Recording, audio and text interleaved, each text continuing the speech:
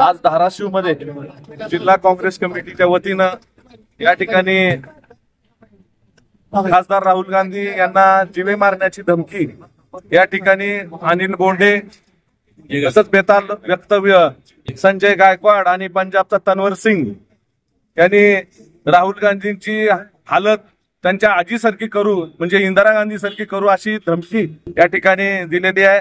सर्वप्रथम मी त्यांचा जाहीर निषेध करतो जिल्हा काँग्रेस कमिटीच्या वतीनं आणि या ठिकाणी जिल्हाभरातून सर्व तालुका अध्यक्ष शहराध्यक्ष या ठिकाणी उपस्थित राहिले।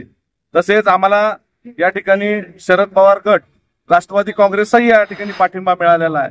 अशा बेताल वक्तव्य करणाऱ्या जे काही अनिल बोंडे संजय गायकवाड आणि तन्वर सिंग यांचा मी जाहीरपणे निषेध तर केलेलाच आहे, परंतु येणाऱ्या काळामध्ये जर राहुल गांधींच्या केसालाही धक्का लागला तर आम्ही सर्वजण या ठिकाणी तीव्र आंदोलन करू एवढे या ठिकाणी आम्ही आज आंदोलनाच्या बाबतीत बोलत आहोत। आज काय आंदोलन केले आपण?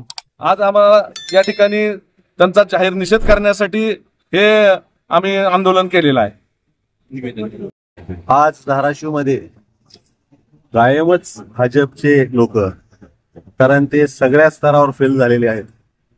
शेतकऱ्याचे प्रश्न असो, युवकांचे असो, महिलांची सुरक्षा असो, संबंध भारत देशात आपण बघितलं की सगळ्या क्षेत्रात फेल झाल्यामुळं ते मुद्दाम होऊन असं वक्तव्य करतात आणि सगळ्यांचं लक्ष तिकडं वेधून घेतात। कारण ग्रामीण भागात किंवा शहरा भागात इतक्या अडंत अडचणी आहेत, त्या अडचणी सॉल्व्ह न करता संजय गायकवाड असू द्या किंवा अनिल बोंडे बघा प्रत्येक 15 दिवसानं हे असं वक्तव्य करायचं आणि मूळ प्रश्नापासून बगल मारायचा प्रयत्न करतायत। म्हणून जनता अतिशय हुशार झालेली आहे।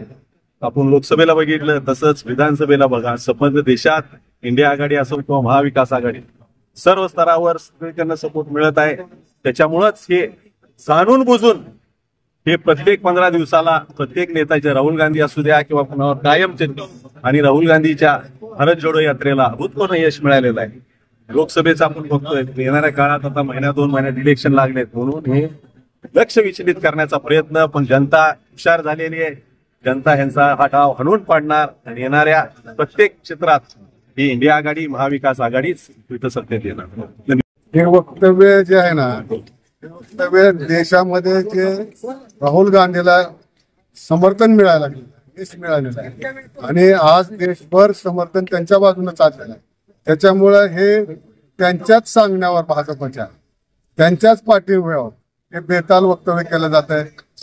जीप छाटू सारख्या अवस्था करून हे अवस्था करायचं सोडूनच द्या, पण त्यांनी हे बोलले ह्याच्यावर गुन्हे दाखल झाले पाहिजे आणि गुन्हे दाखल होऊन त्यांना ते काय शिक्षा देतात बघत आहोत। तर या देशातली जनता आम्ही काँग्रेसवाले समर्थ आहोत त्यांना शिक्षा देण्यासाठी।